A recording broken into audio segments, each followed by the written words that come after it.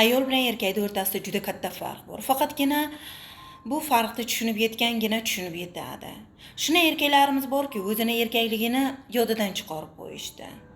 O'zini erkakligini yodidan chiqarib, farzandlariga qaramoqda. Ayolini esa chet mamlakatga yubordi.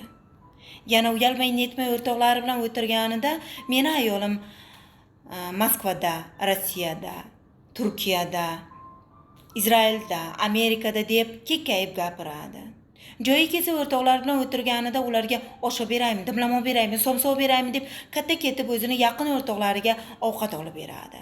U yaqin o'rtog'i ham qanaqa erkaksan, ayolingni pulini yeb yuribsan, undan ko'ra o'zing borib ishlasang bo'lmaydimi degan gapni gapirmaydi.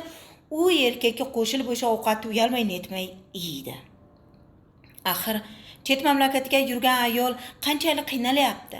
Bir soat vaqtini ham qizg'anib, biron bir ishni qilib, ozgina bo'lsa ham pul topyapti-da va uyga yuboryapti.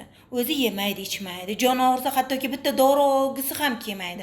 Shu pulimni bir so'm 2 so'm qilayda uyga jo'natay. Ertandan farzandlarimga biron narsa bo'lsin degan gapni qiladi. Ayrim erkaklar esa bundan foydalanib, kayfi safodan beri kelmayapti. Uyalmay netmay yana kekkayishiga o'ylaymi?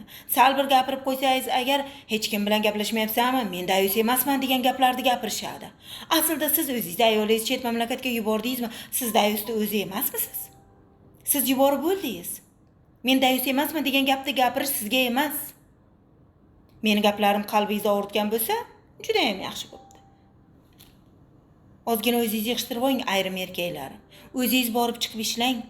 Ayolingiz uyda o'tirsin, farzandiga qarasin, ovqatini pishirib bersin, kirini yuvsin, tarbiyasiga qarasin.